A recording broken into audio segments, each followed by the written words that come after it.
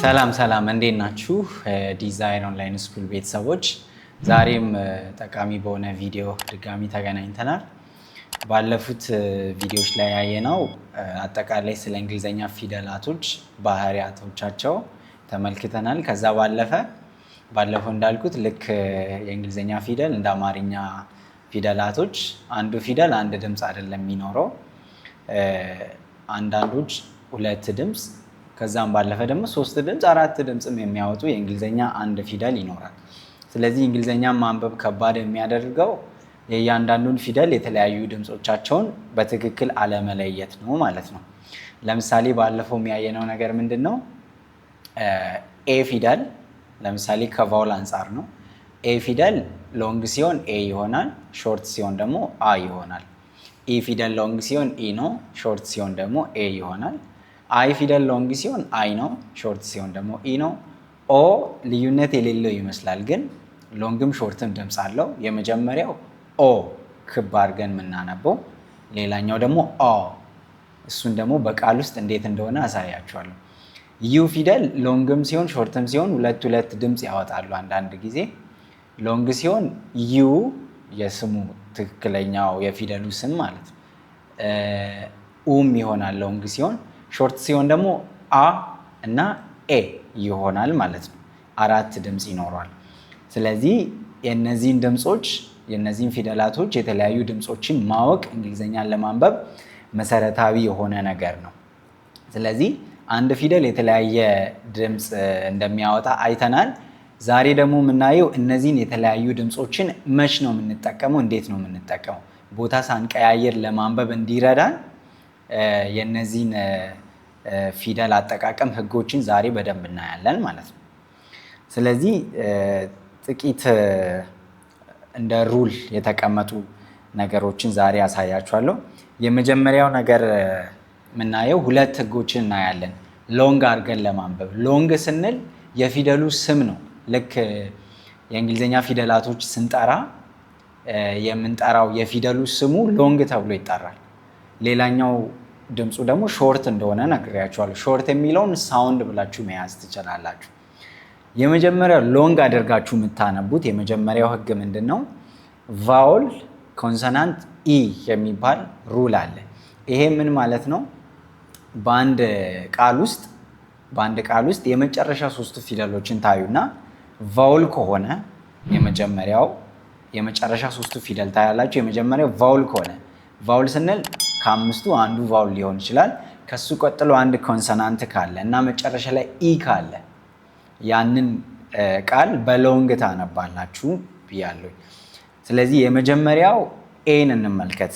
ስለዚህ ኤ ፊደል ሎንግ ሲሆን ኤ ነው፣ ሾርት ሲሆን አ ነው አይደለ? ስለዚህ አ የሚሆንበትን ሩል ሳይሆን ዛሬ አሁን እያሳያችሁ ያለሁት ኤ የሚሆንበትን ሩል ነው ማለት ነው። ለምሳሌ ኬክ የሚል ቃል ብትመለከቱ ሲ ኤ ኬ እና ኢ ነው። የመጨረሻ ሶስቱን ካያችሁ ቫውል ኮንሶናንት ኢ ነው። በዚህ ጊዜ መሀል ላይ ያለችውን አ ሳይሆን የምንለው ኤ እንላለን። ስለዚህ ምን ይሆናል? ኬክ ብለን እናነባለን ማለት ነው። ሁለተኛ ቃል እዛው ላይ ሜክ የሚል ቃል ብትመለከቱ የመጨረሻ ሶስቱን ፊደል ካያችሁ ቫውል ኮንሶናንት ኢ በሚል ህግ ነው ያለቀው። ስለዚህ ኤ ቫውል ናት፣ ኬ ኮንሶናንት ናት፣ ኢ ደግሞ ኢ ከቫውሎች አንዱ የመጨረሻ ግዴታ ኢ መሆን አለበት ማለት ነው። ስለዚህ ሜክ ይሆናል። ሶስተኛ ቃል ደግሞ ኔም የሚል ቃልን ብትመለከቱ ተመሳሳይ ነገር ነው የምታደርጉት። የመጨረሻ ሶስቱን ፊደል ታያላችሁ። ኤ ቫውል ናት፣ ኤም ኮንሶናንት ናት፣ ኢ አለች ማለት ነው። ስለዚህ ኢ ሳይለንት ናት፣ አትነበብም። በእንደዚህ አይነት ጊዜ የኢ ስም ሳይለንት ኢ ወይ ደግሞ ማጂክ ኢ ተብሎ ነው የሚጠራው። የተለያዩ ቃላቶች አሉ፣ ሴም፣ ሌት፣ ፕሌት እያለን እናነባለን። ወደ ሎንግ ኢ ከመጣችሁም ደግሞ ወይ ደግሞ ቫውል ኢን ካያችሁ ይህንንም ሎንግ አድርገን ነው የምናነበው። እንዴት ነው ሎንግ የምናደርገው? በአሁኑ ህግ መሰረት ነው። ህጉ ምንድን ነው? ቫውል ኮንሶናንት ኢ ከሆነ እችኛዋ ኢንም ፊደል ቫውል ኢ ማለት ነው። እሷንም ኢ አድርጋችሁ ሎንግ አድርጋችሁ ታነባላችሁ። ለምሳሌ ዚስ የሚል ቃል፣ ሂር የሚል ቃልም በዚህ ህግ መሰረት ይነበባል ማለት ነው። ወደ አይ ቫውል ከሄዳችሁ ተመሳሳይ ነገር ነው የምታደርጉት። KITE ካይት ብለን እናነባለን። ኪ አይደለም፣ ኪት ሳይሆን ካይት ነው የምንለው። ባይክ፣ ታይም፣ ላይን፣ ሳይድ፣ አይስ የመጨረሻ ሶስቱ ፊደል ቫውል ኮንሶናንት ኢ የሚል ህግ እንደሚያሟላ ማየት ያስፈልጋል። እሺ ሌላኛው ደግሞ ኦ ነው። ኦም ደግሞ በሎንግ ይነበባል። ስለዚህ ሆም፣ ስቶን፣ ቦን እያሉ የሚቀጥሉ ቃላቶች አሉ። ሌላኛው ደግሞ ቅድም እንዳልኳችሁ ወደ 4 የሚሆን አንዳንዴ ደግሞ ከዛም በላይ የሆኑ ሳውንዶች ያሉት ሌላኛው ቫውል ዩ ነው ማለት ነው። ስለዚህ በዚህ ጊዜ ዩ በሚል ብቻ እናነባለን በሎንግ ድምፁ። ሲ ዩ ቢኢ ሆኖ ሲያልቅ ኪው ብንላለን። ህጉ እንዳትረሱ፣ ህጉን ቫውል ኮንሶናንት ኢ የሚል ህግ ነው። የመጨረሻው ሶስቱ ፊደል ከተመለከታችሁ ቫውል ኮንሶናንት ኢ መሆን አለበት። ስለዚህ ኪዩብ፣ ሌላኛው ኪዩት፣ ፍሉት፣ ቲዩን፣ ሚውል እና ፊውዝ ሆኖ ያልቃል ማለት ነው። ሌላኛው ህግ ሁለተኛው ሎንግ አድርጋችሁ የምታነቡት ዳያግራፍስ የሚባል ህግ አለ። ይሄም ቫውሎች ተከታትሎ ሲመጡ በአንድ ቃል ውስጥ የመጀመሪያውን ፊደል ታነቡና ሁለተኛውን ሳይለንት ታደርጋላችሁ። የመጀመሪያውን ፊደል ሎንግ ድምፅ ነው የምትወስዱት። ለምሳሌ ኤ እና አይ ሆኖ ሲመጣ በቃል ውስጥ ኢ እና ኤ ሆኖ ሲመጣ አይ እና ኢ ሲሆን፣ ኦ እና ኤ ሲሆን፣ ዩ እና አይ ሲሆን፣ ከዚህም በተጨማሪ ዳያግራፍስ ወይ ደግሞ ደብል ቫውሎች ሊመጡ ይችላሉ። ግን በዋናነት እነዚህን እንመለከታለን። ኤ እና አይ ሲሆን የመጀመሪያው ኤ ተወስዱና ሁለተኛውን አይ ሳይሌንት ታደርጋላችሁ። ኤ ይሆናል ማለት ነው። ለምሳሌ ትሬን፣ ፔይን፣ ሜይል፣ ፌይል እያሉ የሚቀጥሉ ቃላቶች አሉ። ስለዚህ የምታደርጉት ምንድን ነው ብያለው? ኤም ፊደል ትወስዳላችሁ፣ አይን ሳይለንት ታደርጋላችሁ ማለት ነው። ኤክሰፕሽኖች የሚኖሩበት ጊዜ አለ። ሁለተኛው ደግሞ ኢ እና ኤ አንድ ላይ ሲሆን በሁለት መንገድ ይነበባል። አሁን እያየን ያለ ነው የሎንግ ድምፅ ስለሆነ የመጀመሪያውን ብቻ ነው ማሳያችሁ። ኢ እና ኤ አንድ ላይ ሲሆን ኢ ይሆናል ሎንግ ሲሆን፣ አንዳንዴ ደግሞ እንደ ኤም ይነበባል። በዚሁ አንድ ልነግራችሁ የምፈልገው ነገር ምንድን ነው፣ በእንግሊዝኛ ውስጥ ኤክሰፕሽን አለ። ኤክሰፕሽን 2% ነው፣ ሩል ደግሞ 98% ነው የሚባለው። ቃላቶች በህግ መሰረት 98% የሚያይሉ ቃላቶች በሩል ወይ ደግሞ በህጉ መሰረት ይነበባሉ። 2% ደግሞ ኤክሰፕሽን ይኖረዋል። በህጉ መሰረት የማይነበቡ የተለየ ፕሮናውንሴሽንን የሚጠቀሙ አሉ። 2% ኤክሰፕሽን 98% ደግሞ ሩል ነው። በዚህ እንድታዩ ይሁን። ስለዚህ ኢ እና ኤ በዚህኛው ኢ ብላችሁ ነው የምታነቡት። ለምሳሌ ሂት፣ ቢር፣ ቲች፣ ዊክ እያሉ የሚቀጥሉ ብዙ ቃላቶች አሉ። በዚህም ጊዜ ኢ እና ኤ ኢ በሚል ታነባላችሁ። ሌላኛው ደግሞ አይ እና ኢ ነው። ይሄም ቃል በሁለት መንገድ ይነበባል። የመጀመሪያው አይ በሚል ነው። የመጀመሪያውን ቫውል አይን ትወስዱና ሁለተኛዋን ቫውል ኢ ሳይለንት ታደርጋላችሁ፣ አይ ይሆናል። ሌላኛው ሳውንዱ ደግሞ እንደ ኢ ይነበባል። አሁን ማሳያችሁ በዚህኛው ቪዲዮ ሎንግ ስለሆነ አይ በሚል ብቻ አሳያችኋለሁ። ለምሳሌ 3 ቃላቶችን ላሳያችሁ። ፒ አይ ኢ ፓይ፣ ቲ አይ ኢ ታይ፣ ዲ አይ ኢ ዳይ እና ሌሎች ቃላቶችም ስላሉ ይሄ እንደዚህ ይሆናል። ሌላኛው ደግሞ ኦ እና ኤ አንድ ላይ ሲሆን ኤን ሳይለንት አድርጋችሁ ኦን ብቻ ታነባላችሁ። ለምሳሌ ቦት፣ BOAT፣ ጎት፣ ኮት፣ ሎን፣ ጎል፣ ሮስት። ስለዚህ የመጀመሪያው ብቻ ነው የሚነበበው እና ሁለቱንም ለማንበብ ጥረት አታድርጉ። ኦአ ወይ ደግሞ ኦኤ አይነት በሚል ስህተት እንዳትሰሩ። ኤ ፊደል ሳይለንት ናት፣ ኦ ትነበባለች። ሌላኛው ደግሞ ዩ እና አይ አንድ ላይ ሲሆን ዩ ይሆናል ወይ ደግሞ ኡ የሚል ድምፅ ይሰጣል። አይ ፊደል ሳይለንት ሆናለች። ለምሳሌ ሱት፣ ፍሩት፣ ጁስ እያሉ የሚቀጥሉ ብዙ ቃላቶች አሉ። ስለዚህ በዚህ መሰረት ታነባላችሁ። በዋናነት ጠልቄ ላለመግባት በሁለት ህግ ነው በሎንግ የምታነቡበትን መንገድ የነገርኳችሁ። ሌላኛው ደግሞ ሾርት የምታደርጉት መች ነው የሚለውን በሾርት ሳውንድ ለማንበብ አንድ 3 የሚሆኑ ሩሎችን አብረን እናያለን። ከነቀድሙ ኤ ስንል የነበረውን በዚህኛው ጊዜ አ እናረጋለን። ኢ ስንል የነበረውን ኤ እናረጋለን። አይ ስንል የነበረውን ኢ እናረጋለን። ኦ ስንል የነበረውን ኦ ትንሽ ለወጥ ይላል። እሱን አሁን በቃል ውስጥ አሳያችኋለሁ። ዩ ስንል የነበረውን ደግሞ አ በሚል እናያለን ማለት ነው። አሁን የጠሯቸው ሁሉም ድምፆች የቫውሎቹ ሾርት ሳውንድ ናቸው ማለት ነው፣ ከስማቸው በተለየ በሌላ ድምፅ ሲጠሩ።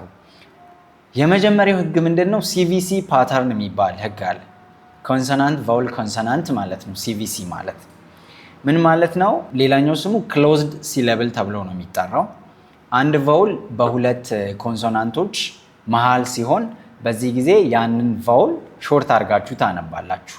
የኤ ድምፅ የኤ ፊደል ሾርት ድምፅ አ ነው ብያለሁ። በዚህን ጊዜ ለምሳሌ ሲኤቲ ካት፣ ኤችኤቲ ሃት፣ ባት፣ ፋት፣ ታፕ፣ ራት እያለ ይቀጥላል ማለት ነው። ቅድም ምን ያለን ነበር ያየነው? ኤ በሚል ድምፅ ነበር ስናይ ነበሩ። ለምሳሌ ሃት የነበረውን ሃት ወርድ ሎንግ ለማድረግ ኢ ብትጨምሩ ሄት ይሆናል። አያችሁ? ስለዚህ በሁለት ኮንሶናንቶች መሃል ከሆነ ምን ታረጋላችሁ? ሾርት ታረጋላችሁ። ከዚህ በተጨማሪ ለምሳሌ ስፔንት የሚል ቃል ብትመለከቱ ኢ ፊደል ያለው በሁለት ኮንሶናንቶች መካከል። ስለዚህ ምንድነው የምታደርጉት? በሾርት ታነባላችሁ ማለት ነው። ወደ ኢ ፊደል ስንመጣ ሾርት ለማድረግ ተመሳሳይ ህግ ነው። ሲቪሲ ወይ ደግሞ ኮንሶናንት ቫውል ኮንሶናንት ሩል ወይ ደግሞ ፓተርን አለ ማለት ነው። ለምሳሌ ቅድም ኢ የነበረችዋን ፊደል አሁን ኤ በሚል እናነባለን። ቤት፣ ሄን፣ ሌት፣ ቤድ፣ ዌት፣ ሴት እያለ ይቀጥላል ማለት ነው። ስለዚህ ቦታ እንዳትቀያይሩ። ኢም ይሆናል፣ ኤም ይሆናል፣ ኤም ይሆናል፣ አም ይሆናል። በሁለቱም ድምፅ ወይ ደግሞ በተለያዩ ድምፆቻቸው ይነበባሉ። ስለዚህ እንዳይከብዳችሁ ነው አሁን በሩሉ መሰረት እያሳየው ያለሁት ተቀያይሮ ስለሚነበብ። ሌላኛው አይ ፊደል ነው ወይ ደግሞ አይ ቫውል ነው። አሁን ኢ ይሆናል ከነቀድሙ። ለምሳሌ ታይም የሚል ቃል ስናይ ነበረ። ፋይን፣ ኦኬ፣ ዳይም እያለን ስናይ ነበረ። አይ ሆኖ የተነበበው በዚህኛው ህግ መሰረት ኢ ይሆናል። ለምሳሌ ፊት፣ ኪት፣ ሲት እየተባለ ሲነበብ ቅድም አይ የነበረው በዚህኛው ህግ መሰረት በሲቪሲ ፓተርን መሰረት ምን ሆነ? ኢ የሚል ድምፅ አወጣ ማለት ነው። ሌላኛው ኦ ብዙም ልዩነት የሌለው ይመስላል፣ ግን ስላይትሊ ዲፍረንት የሆነ እንትን አለው ማለት ነው። ለምሳሌ ኦ ስንል ነበር ሆም፣ ቦን፣ ኦኬ ያለን ስናነብ ኦ የሚል ክብ ድምፁን ስንጠቀም ነበር። አሁን ደግሞ ለምሳሌ ዶግ፣ ዲኦጂ፣ ዶግ፣ ዶግ በሚል አይደለም፣ ዶግ፣ ፎክስ፣ ሃት እና ፋግ እያለ ይቀጥላል ማለት። ለምሳሌ ቦክስ ኦ በሚል ቦ በሚል ሳይሆን በዚህኛው ህግ መሰረት ትክክለኛው ፕሮናውንሴሽኑ አሁን የጠራሁት ነው ማለት ነው። ስለዚህ ኦ ፊደል ሾርት ሲሆን ኦ የሚል ድምፅ ይሰጣል። ሌላኛው ዩ ነው። ዩን ከነቅድሙ ስናይ የነበረው ለምሳሌ ኪዩት፣ ፊውዝ፣ ኪዩብ እያለን ዩ በሚል ድምፅ ነበር ስናይ የነበረው። አሁን ሾርት ሲሆን ደግሞ አ የሚል ድምፅ ይኖረዋል። ለምሳሌ ሲዩፒ ሲሆን ካፕ፣ ደን ባስ እያለ ይቀጥላል ማለት ነው። ስለዚህ በዚህኛው ህግ መሰረት ዩ ፊደል አ በሚል ይነበባል። ይሄንን ይመስላል። ሁለተኛው በሾርት ለማንበብ ሁለተኛው ህግ ምንድን ነው? ቫውልስ separated by 2 or more consonants። ይሄ ምን ማለት ነው? ቫውሎች ሁለት ቫውሎች ይኖሩና በሁለቱ ቫውሎች መካከል ሁለት ወይ ደግሞ ከዛ በላይ የሆኑ ኮንሶናንቶች ካሉ ያንን ቫውል ሾርት ያደርገዋል። ሁለት በአንድ ቃል ውስጥ ሁለት ቫውል አለ። በሁለቱ ቫውል መካከል ሁለት ወይ ደግሞ ከሁለት በላይ የሆኑ ኮንሶናንቶች የሚኖሩ ከሆነ በሾርት ይነበባል። ምን ማለት ነው? ለምሳሌ አፕል የሚል ቃል ብትመለከቱ በኤ እና በመጨረሻዋ ኢ መካከል 3 ኮንሶናንት አለ፣ 3 ሌተር አለ። ፒፒ ከዛ ኤል አለች። በዚህን ጊዜ አ ብለን እናነባለን፣ ኤ አንላትም። ለምን? በሁለቱ ቫውል መካከል ምንድነው ያለው ነው ያልኩት። ከሁለት በላይ ቫውሎች አሉ። ከሁለት በላይ ኮንሶናንቶች አሉ። ሁለት ሊሆን ይችላል፣ ከሁለት በላይ ሊሆን ይችላል። ስለዚህ አፕል የሚለው አ እንዲሆን ያደረገው ቫውሎቹ ከሁለት በላይ በሆኑ ኮንሶናንቶች ስለተለዩ ነው። ለምሳሌ ፕሮብሌም የሚል ቃል ብትመለከቱ ፕሮብሌም ሳይሆን ፕሮብሌም። በኦ እና በኢ መካከል ያለው ኮንሶናንት ፊደል 2 ነው። ስለዚህ ያችኛዋን ኦ ፊደል ሾርት አረጋትና ፕሮብሌም ብለን እንድናነብ አደረገ። ሌላ ቃል ደግሞ ማግኔት የሚል ቃል ብትመለከቱ በኤ እና በኢ መካከል ጂ እና ኤን አለ ማለት ነው። ስለዚህ ሁለቱም ቫውሎች የተለዩት በሁለት ሌተር ነው በሁለቱም መካከል። ስለዚህ ማግኔት አ የሚል ድምፅ ያወጣል። ሜግኔት ሳይሆን ማግኔት የሚል ይሆናል። ሌላኛው ደግሞ አምብሬላ የሚል ቃል ብትመለከቱ በዩ እና በኢ መካከል ኤም ቢ አር ኮንሶናንቶች ደግሞ ሌተሮች አሉ። ስለዚህ በዚህ ምክንያት ዩ ፊደል አ ተብላ ነው የተነበበችው አምብሬላ። ስለዚህ እንደዚህ ይሆናል። ሌላ ደግሞ ባስኬት የሚል ቃልን ብትመለከቱ በኤ እና በኢ መካከል ኤስ እና ኬ አለ፣ በሁለት ኮንሶናንቶች ተለይተዋል። ዊንተር የሚል ቃልን ብትመለከቱ ኢ ሆና ነው የተነበበችው በሾርት አይ ፊደል ማለት ነው። ለምን? በአይ እና በኢ መካከል ሁለት ሌተሮች ስላሉ። ሄልፐር የሚል ቃልን ብትመለከቱ በኢ እና በኢ መካከል ኤል እና ፒ አለ። ሃንድሬድ የሚል ብትመለከቱ ኤች ዩ ብሎ ነው የሚጀምረው፣ ግን ዩ ፊደል አ ነው የሆነችው ሃንድሬድ። ስለዚህ በዚህ መሰረት ይነበባል። የመጨረሻው ሶስተኛው ህግ በጣም ቀላል ነው። የኛው ሾርት አድርጋችሁ ለማንበብ ምንድነው ቫውል ኮንሶናንት ወርድስ የሚባሉ ናቸው። ቫውል ኮንሶናንት ወርድ አጫጭር ቃላቶች አሉ። ለምሳሌ ሾርት ወርድስ that start with vowels and end in consonants። ለምሳሌ ቫውል እና ኮንሶናንት ሆኖ ሲያልቅ ቫውል አለ፣ ከዛ ኮንሶናንት ሆኖ ሲያልቅ የመጀመሪያውን ቫውል ሾርት አድርጋችሁ ታነባላችሁ። ለምሳሌ አት፣ አም፣ አን፣ ኤግ፣ ኢን፣ ኦን፣ አፕ የሚሉ ቃላቶችን ብትመለከቱ በዚህ መሰረት ያልቃሉ ማለት ነው። ስለዚህ አሁን ያየነው ፊደላቶች ወይ ደግሞ ቫውሎች በተለያዩ ድምፅ ሲነበቡ ያለውን ነው። ስለዚህ የተለያዩ ድምፆቻቸውን ለማውጣት ወይ ደግሞ በተለያዩ ድምፆቻቸውን ለማንበብ የሚረዳችሁን ህግ አሳይቻለሁ። ለዛሬ የነበረን ክላስ ይሄን ይመስላል። በቀጣይ ቪዲዮ እንገናኛለን። መልካም ቆይታ